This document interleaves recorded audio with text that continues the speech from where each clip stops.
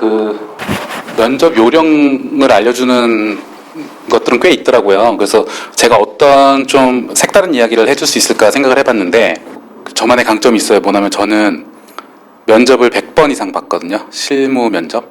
외국계 쪽에서 마케팅 디렉터급 롤을 수행을 했었는데, 그러면서 제가 면접 본 사람이 100명이 넘어요. 그래서 그 레벨들은, 그래서 이런 면접관을 실제로 하면서 제가 느꼈던 것들은 좀 다른 사람들하고 뷰가 다를 것 같아서 공유 한번 해보려고 합니다. 이제 인턴십 기준으로 해볼게요. 되게 비슷해요. 서로. 그러니까 그것이 어떤 경험이라는 게 실무를 해보지 않았기 때문에 비슷하다는 건 이해해요. 근데 너무 비슷해요. 예를 들면 유학 혹은 이제 교환학생은 요새 이제 뭐 다 하잖아요. 근데 그걸 되게 앞세우시더라고요. 근데 그 별로 이렇게 앞세울 경험은 없는 것 같아요. 왜냐면 너나 나나 하는 거거든요. 그래서 그 생활을 통해 새로운 뭐 도전을 했고, 뭐 친구들과 사이좋게 지내는 법을 알았고, 뭐 이런 이야기들이 줄을 이루고, 학회에서도 뭐 새로운 경험을 했고, 어떤 기업과 연계해서 뭐 컨설팅을 했는데 거기서 뭐 실무를 접할 수 있었다. 근데 별로 그런 거 귀담아 듣지 않게 돼요. 그래서 제가 면접관으로서 저는 일단 면접을 본다고 하면 미리 이제 서류에서 스크린을 하거든요. 그때는 아주 솔직히 말씀드리면 저도 뭐 스카이는 아니고 그냥 서울에 있는 대학교 나왔는데, 보는 거는 사실은 학교예요. 학교를 보고, 그 다음 영어를 보고요. 그 다음은 관련 경험을 봅니다. 이게 다예요. 그래서 저 같은 경우에 나중에 면접 후보자가 많이 몰릴 때는 서류 같은 경우에는 한 사람당 10초 안에 이제 판단을 했던 것 같아요. 왜냐면 이력서 굉장히 많이 쌓이거든요. 척척척척 이렇게 원래 본연의 임무도 없고 그거 걸러내야 되니까 아무래도 학교를 보는 것 같고요. 근데 이게 좋을수록 더 좋냐는 아니에요. 근데 최저 이 정도는 돼야 되겠다라는 게 이제 면접관마다 있거든요. 근데 저 같은 경우에는 뭐였냐면 이제 여러 회사를 겪으면서 명문대일수록 똑똑하다는 건 말도 안 된다는 걸 많이 깨달았기 때문에 오히려 그 반대가 많아요. 일단은 제가 알고 있는 대학이면 오케이였어요. 근데 저도 대학을 많이 알 거 아닙니까? 그래서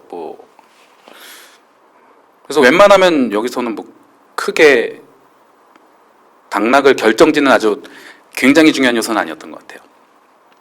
그래서 학교를 내가 아는 학교인가 뭐 이런 거 위주로 봤고, 아는 학교면 무슨 과인가 뭐 이런 거 보고, 학점은 참고로 저는 아예 보지를 않았어요.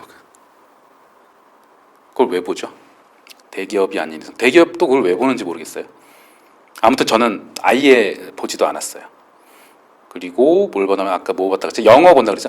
저는 이제 외국계 회사였고 영어가 굉장히 핵심 실무자처럼 중요하진 않지만 최소한 외국계는 그 문서 자체가 다 영어거든요. 그러니까 이해를 해야 되고, 또 회사 안에 외국인들이 많이 있어요. 동급 레벨부터 뭐 협조를 구해야 되는 협력부서, 혹은 갑자기 어디서 이메일이 올 수도 있고 갑자기 전화가 오기도 해요. 누구누구 있냐고 하고. 임원들도 외국인이 많기 때문에 영어는 필수라고 생각을 했어요. 그리고 무엇보다 글로벌 시대인데 영어를 못한다는 거는 좀 준비를 안 했다고 생각을 했거든요. 저는. 관심이 없구나 얘는 사회 돌아가는 거에. 요새는 사회 돌아가는 거 관심 있게 보려면 영어가 필수예요. 왜냐면 컨텐츠도 영어로 된 컨텐츠가 많고 트렌드 자체가 한국 시장이 아니라 글로벌로 움직이는데, 그래서 영어가 저한테 중요했어요. 근데 토익으로 보진 않았어요. 토익도 아니라는 걸 이제 빠삭해요. 내공이 있는 분들은 토익 점수는 아무것도 아니라는 걸 잘 알고 있기 때문에 토익을 보지는 않았고요. 사실은 이제 면접으로 테스트를 해야 돼요, 영어는. 근데 영어를 할 수 있을까 없을까를 자세히 보는 거죠. 근데 아예 자기소개서에 영어는 좀 부족하지만 이런 거 있으면 그냥 아웃이었어요. 그래서 유학생, 교환학생, 혹은 그것은 아니지만 영어에 굉장히 관심이 많았다, 글로벌 컨텐츠에. 이런 문맥은 반드시 들어가야 될 요소라고 생각을 합니다. 그걸 가지고 최소한 서류를 통과하는 거죠. 그리고 마지막 경험이라고 말씀드렸는데, 서류를 리뷰하는 목적에 대해서 먼저 말씀을 드리면 여기서는 그냥 면접에 올라올 만하냐 아니면 면접 보나 마나 이 친구는 면접에서도 떨어질 거냐 이런 기준으로 봐요. 그래서 상당히 기준이 낮고요. 그래서 여기서 말하는 경험이라는 것도 와, 뭐 대단하다 막 이런 경험은 사실 잘 없습니다. 그런데 무엇을 포인트로 보느냐? 혹시 아무 경험이 없는 건 아닌가? 그런 걸 봤어요. 그러니까 평이한 게 적이에요. 평이해서는 안 됩니다. 학회 이런 거 사실 잘 모르겠고요. 뭐 하나라도 특이한 걸 했는가 이게 중요해요. 그러니까 그걸 했느냐 안 했느냐도 중요한데 그걸 적느냐 안 적느냐가 서류를 그 레주메 작성하는데 좀 키포인트라고 저는 생각을 합니다. 왜냐면 지금 사회가 원하는 거는 공부 열심히 하고 그런 친구가 아니라 되게 능동적이고 적극적인 호기심 많은 그런 친구를 원한다고 저는 생각하거든요. 제가 외국계라서 그런지 모르겠지만 근데 저는 국내 회사에서 처음 커리어를 시작을 했어요. 그런 친구는 국내에 호기심 많고 적극적이면 국내에서는 귀여워해요. 예뻐하고 예, 일단 해보겠습니다 막 이런 거 좋아하잖아요. 그리고 외국계는 천성적으로 그런 친구를 좋아해요. 말이 없고 호기심 없는 친구 정말 죄인 취급합니다. 그래서 여기까지가 서류였던 것 같고 그래서 서류를 통과하면 이제 면접을 잡죠. 그리고 면접에 가면 그 사이에 이제 저는 뭘 했냐면 참고로 저는 밑에 이제 과차장급이 한 3명, 대리급이 한 또 3-4명, 또 뭐 엠베서더나 뭐 이런 친구들하고 뭐 계약직도 있었고 인턴까지 있었고 그래서 13명 정도 이제 내국인하고 외국인 포함 있었고요.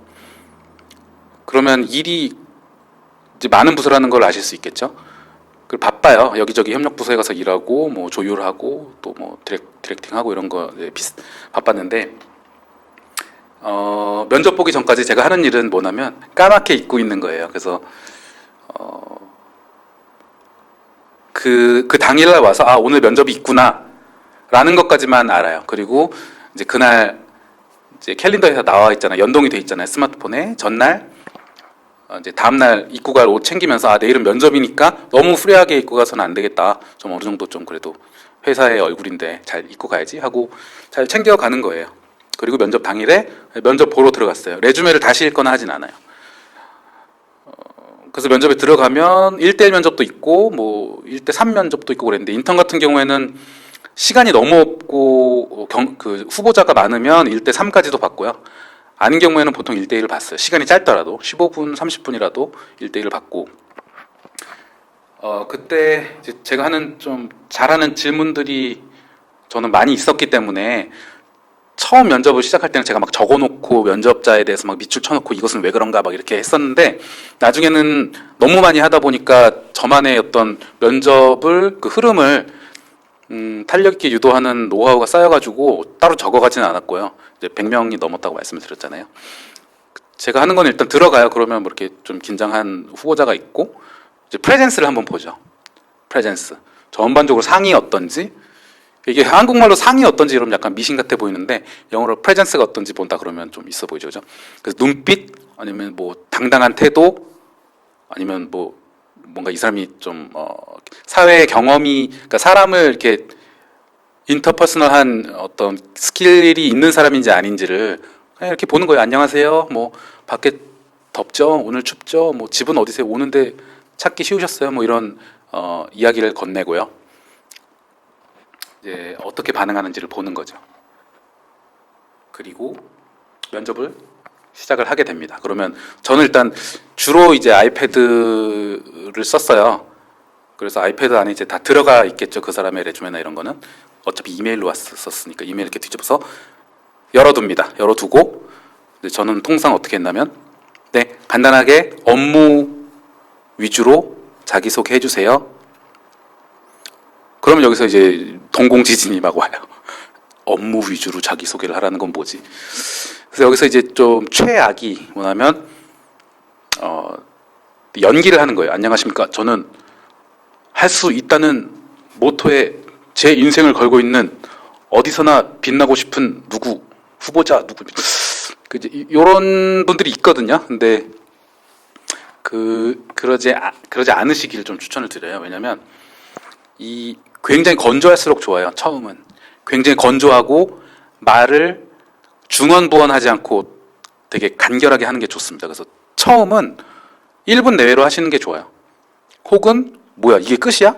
너무 짧은데 이거 성의 없는 거 아니야? 라고 할 정도로. 그지만 키워드만 들어가게. 예를 들면 뭐 한마디로 뭔가를 이야기할 수 있잖아요. 그죠? 저 같은 경우에는 지금 저를 소개하라고 하면 안녕하세요. 외국계 회사에서 디렉터급으로 많은 브랜드의 엔투엔드를 경험하고 성공과 실패를 통해 해당 인더스트리를 잘 이해하고 있는 누구입니다.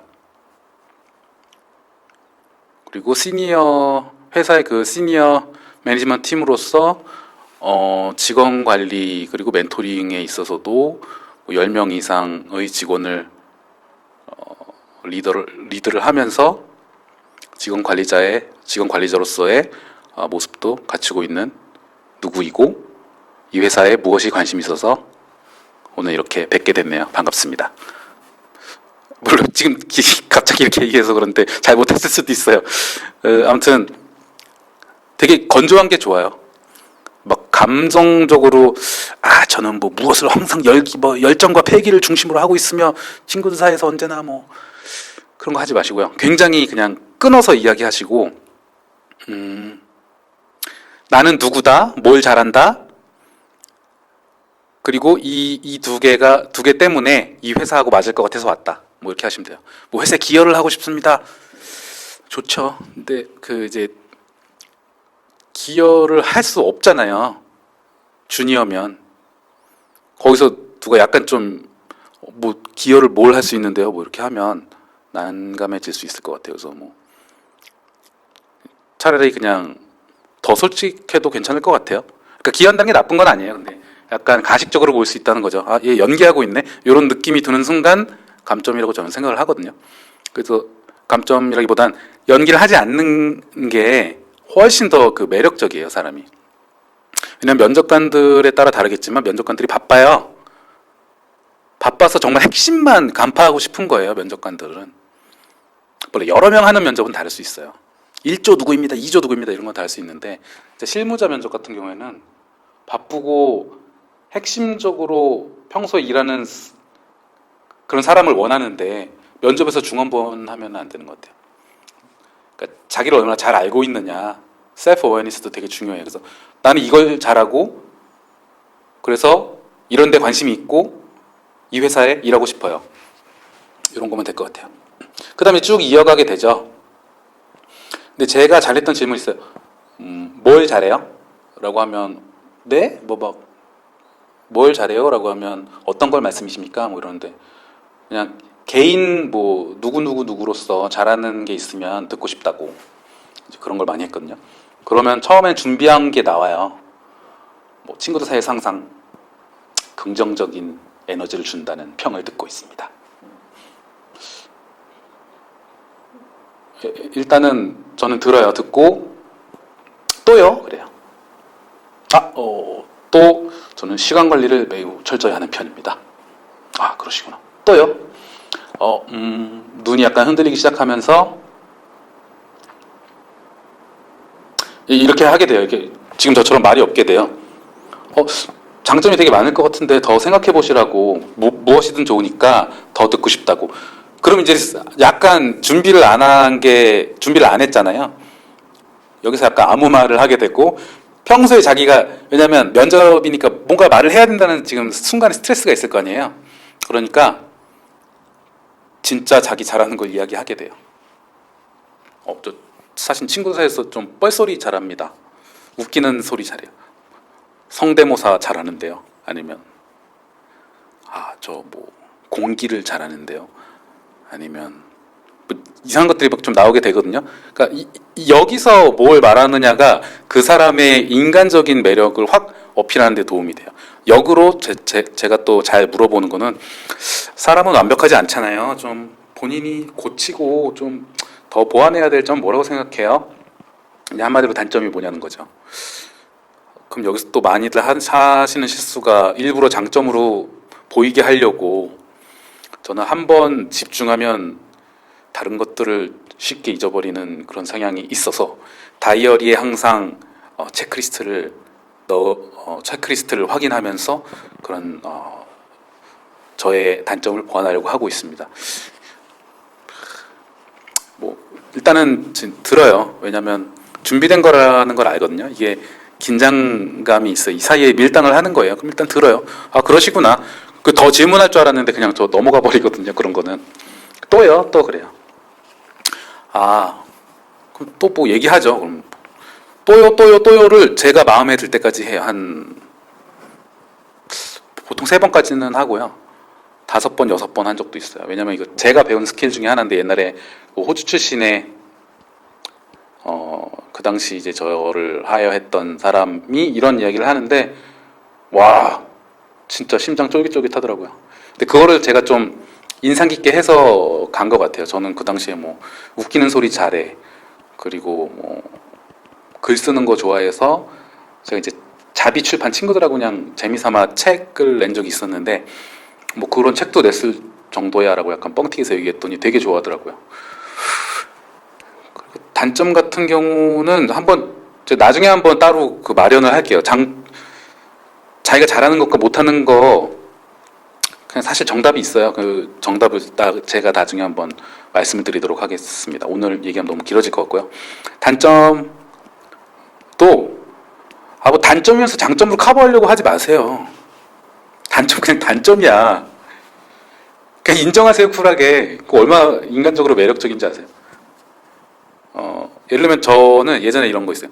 외국인이었는데 면접 보는 사람이 제 면접관이 외국인이었는데 단점이 뭐냐요? 그래서 뭐 어쩌고저쩌고 했더니 3가지를 말해보래요. 그래서 준비한 거를 딱 전략적으로 2가지만 얘기를 했어요. 그랬더니 그럼 또 은근슬쩍 넘어가려고 그러니까 내가 3가지라고 얘기했는데 왜 2가지만 얘기하냐? 그래서 막 생각하는 척하다가 그리고 제가 약간 가지고 있었던 준비했던 거거든요. 뭐라고 얘기했냐면 나 영어로 얘기하는 거 되게 싫어한다. 영어로 얘기하면 진이 다 빠지고 아주 똑같은 생각도 한국말로 하면 훨씬 잘할 수 있는데 너무 힘들어. 그리고 내 말이 다 표현이 안 되는 것 같아. 나 훨씬 똑똑한데.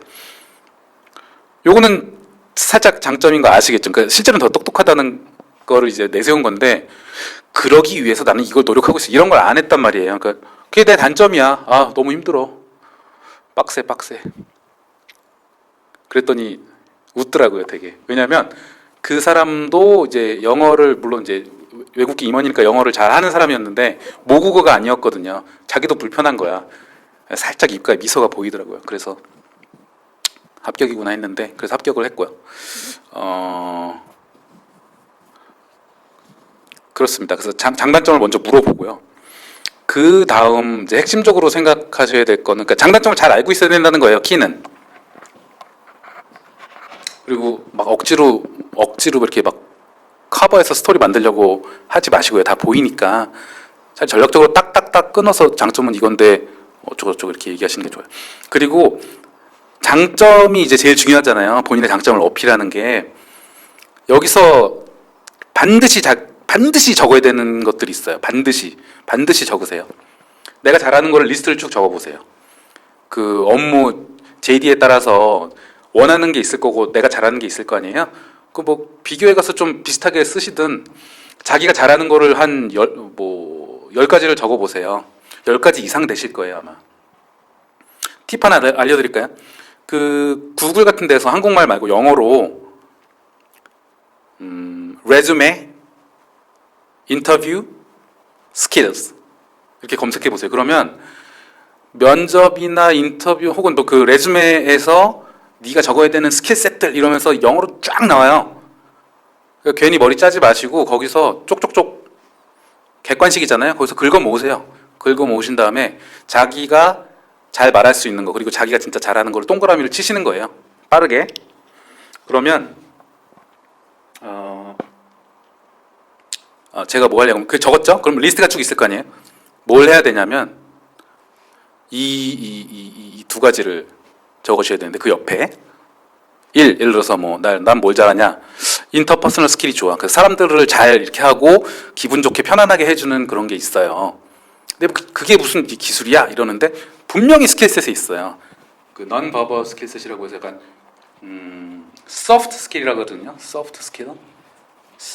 그러니까 hard 스킬은 진짜 막 애널리티컬한 거고, soft 스킬은 사람 대하고 뭔가 말하는 뭐 프레젠테이션 스킬, 인터퍼스널 스킬도 여기 들어가는 거예요. 그래서 그게 좋아요. 그리고 실제로 이제 주니어 레벨들이 많이 자기가 잘한다고 거짓말 치는 것 중에 하나고, 자기 인간관계 되게 좋대. 그럼 그 옆에 뭘 적어야 되느냐?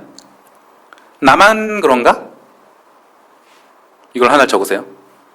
두 번째 또 뭘 적으셔야 되냐면 근거 있어?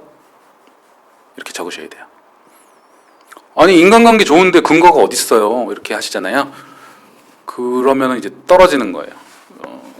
왜냐하면 그 거짓말 같이 느껴지거든요. 너무 많은 사람들이 하는 거기 때문에. 그래서 이제 두 가지를 적으라는데, 하나는 나만 그런 거잖아요. 그 말은 뭐냐면, 그 나만 잘하는 건가? 아니 모든 사람이 잘하는 거. 장점이 예를 들어서 저는 눈이 두 개입니다. 뭐 이런 게 있다고 쳐요. 죄송해요, 병맛이라서. 눈이 두 개라서 사물을 잘 볼 수 있습니다. 하나일 때보다. 이런 거거든요. 그러니까 뭐냐면 남들도 다 그런데 내가 그거 가지고 있는 건 기술이 아니에요. 그래서 이걸 어떻게 이제 프레임을 다시 짜야 되냐면, 인간관계 기술이 사람을 편안하게 해주는데, 특히 그 중에 내가 더 남들보다 잘하는 거는 이러이러한 겁니다.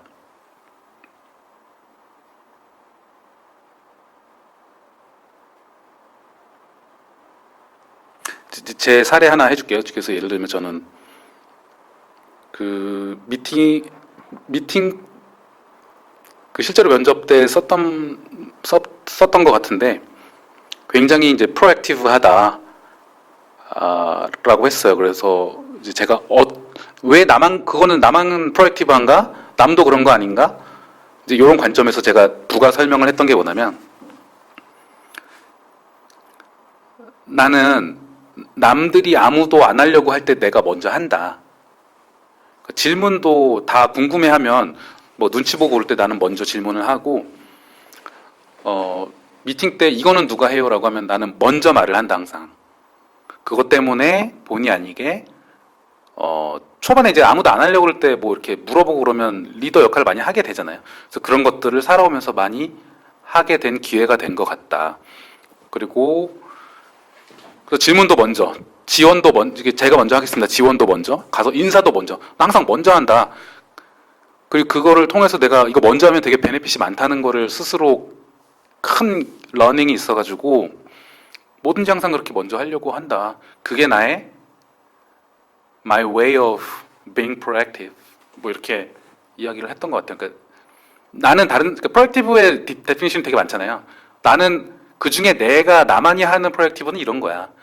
나만이 할 수 있는 뭐 인터퍼스널 스킬은 예를 들어서 안녕하세요 하고 되게 사교적으로 하는 인터퍼스널 스킬도 있지만, 그 액티브 리스닝이라는 것도 있어요. 잘 들어주는 거. 그 나는 말을 많이 한다기보다는 사람들 들어주는데, 예를 들면 중간에 끊지 않고 해결책을 제시하거나 뭐가 저지하려고 하지 않고 그냥 있는 그대로 들어주고 같이 이렇게 공감을 해주고, 그리고 더 이렇게 팔로우 퀘스천들 이렇게 해주고 그러면 사람들이 되게 좋아하더라. 그래서 나는 이제 그런 면에서 나만이 가진 인터퍼스널 스킬이 있다. 이렇게 이야기를 하는 거예요. 그러니까 누구나 다 할 수 있는 장점보다는 그런 장점인데 나만의 방식이 있어. 훨씬 이게 더 먹혀요. 이게 진짜구나라는 느낌을 주거든요. 그리고 그 듣는 사람으로 하여금 상상할 수 있게 해줘요. 그 다음 퀘스천 그 다음은 제가 뭘 적으라 그랬냐면, 근거 있어? 그러니까 제가 방금 말씀드렸잖아요. being proactive는 이러이러한, 내가 먼저 질문하고 항상 먼저 다가가고, 뭐 회의록 같은 것은 먼저 쓸게요라고 이야기를 하거나 아니면 말을 먼저 이렇게 하면 어떨까요? 이분이 쓰시고 대신 저는 이렇게 할게요. 그러니까 기다리지 않고 항상 이렇게 responsive 했다, 이렇게 말씀드렸는데 그게 저의 근거예요.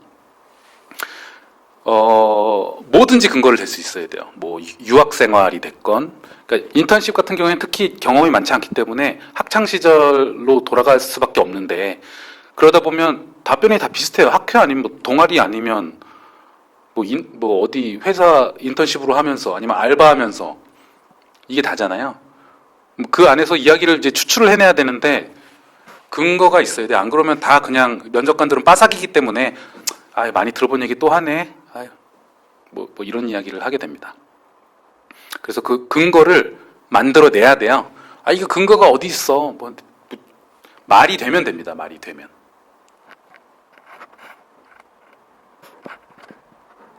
예를 들면 이거 아빠 아직 안 끝났어. 1층 가서 놀아. 올라오지.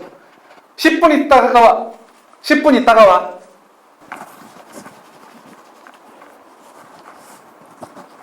예를 들면 이런 거 있어요. 그 제가 영화 사랑의 블랙홀이라는 거 되게 좋아하거든요. 그 자고 일어나면 계속 반복되는 거 있잖아요. 빌 머레이 나온 거. 그라운드업 데이.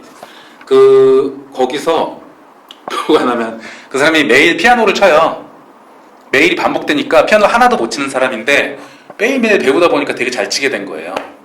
그런데 이 선생님은 이제 모르잖아요. 그러니까 배우러 갔는데 선생님은 처음 보는 아저씨니까 어서 오세요 했는데 이 선생님한테 사실은 매일이 반복되면서 배우고 있었던 거죠. 그런데 선생님이 물어봐요. 피아노를 굉장히 잘 치시네요. 그랬더니 빌 머레이가 하는 말, 네. 피아노 치면서 저희 아버지가 피아노 운반수였거든요. 아, 그래요. 상관이 있다고 보세요? 상관이 없잖아요. 있다고 할 수도 있고 없다고 할 수도 있는데 이런 식으로 뭔가 아무튼 근거가 약간 느슨하더라도 근거가 있어야 돼요. 그리고 그 주변에 한번 검증을 한번 요청해 보세요. 내가 이런 거 잘한다고 하려고 말할 건데 이러이러한 근거를 들려고 하는데 말 되냐? 뭐 이렇게. 아무튼 근거를 댈 수 없는 건 없어요. 어쨌든 근거를 만드셔야 돼요. 안 그러면은 그 장점이라는 거는 그냥 모래성처럼 무너집니다. 그것이 실제로 장점이라 할지라도 그렇게 남들과 어떤 식으로 다르게 자기만의 장점이 있는지 그리고 그 근거를 진짜 텐저블한 근거를 댈 수 있는지 이게 뒷받침이 안 되면 실제로 그게 장점이라 하더라도 그것도 이제 자기 장점을 프레젠트하는 것도 능력인데 그걸 못한 거죠. 아쉽지만. 그러니까 그 두 가지 질문이 좀 핵심인 것 같아요. 그리고 마지막 팁은 뭐 사실 팁이 굉장히 많죠. 면접 팁은. 근데 이게 너무 면접이 잘 끝났는데 찜찜하실 수 있어요. 뭐냐면 뭔가 인상을 주지 못한 거예요. 이게 임프레시브하게 뭔가를 주지 못한 거예요. 그게 왜 그랬냐면 앞에 장점이 됐든 단점이 됐든 아니면 자기의 일상생활을 말하건 아니면 취미에 대해서 말하건 자기가 약간 좀 크리에이티브한 사람이라는 걸 보여줘야 돼요. 어디선가는. 이게 없이 정해진 정답에 가까운 질문과 답변을 서로 이야기하게 되잖아요. 그러면 여러분 그거 아시죠? 그 이성과 감성이 하는 일이 다른 거. 이성은 사물을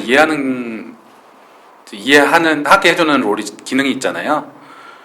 근데 이해한다고 사람이 이렇게 뭐 결정을 하진 않아요. 사람이 결정하게 하는 거는 감성이거든요. 그러니까 이 사람 진짜 고만고만한 사람 중에 이 사람 뭔가 땡겨. 이 사람 뭔가 매력적이야. 같이 일하고 싶어. 여기서 매력은 그런 매력이 아니에요.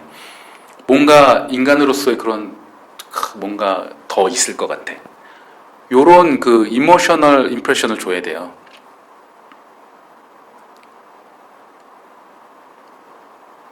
그러면 나머지는 이성이 합리화합니다. 면접관이.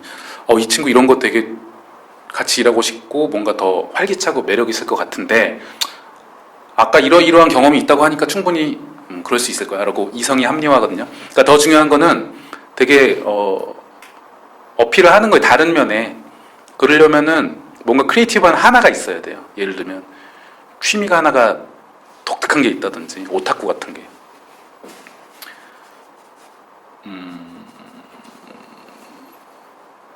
너 살아오면서 좀 특별한 스토리 있니? 뭐 이런 이야기들 하잖아요. 특별한 스토리 없는 사람은 없어요. 그걸 잘 생각하셨다가 면접 어딘가에서 그거를 끼워 맞추시는 게 저는 오히려 핵심인 것 같습니다. 왜냐면 다 고만고만하거든요. 저 예를 잠깐 들어보면 뭐가 있을까요? 저는 15년 정도 일하면서 1년을 아예 휴직을 했었어요. 그 독특한 스토리 말하라고 해서 하는 거예요. 휴직을 했는데 돈을 1원도 안 벌면서 휴직을 했어요. 왜? 궁금하시죠? 그리고 하와이에 있었거든요. 1년 동안 하와이에서, 근데 제가 결혼해서 아기가 둘인데 그때 둘째 태어난 지 얼마 안 됐을 때요. 그래서 아기들하고 하와이에 있으면서 뭐 이렇게 1년 동안 휴직을 했습니다.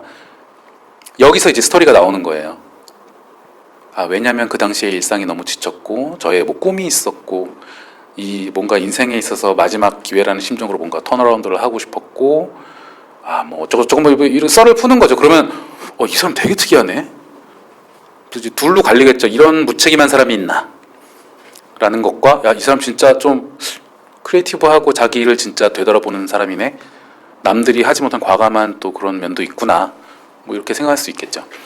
그러니까 특별한 점을 찾아가는 거예요. 예를 들면 춤 좋아하는 친구 있어요. 그러면 저 춤을 좋아합니다. 그래요?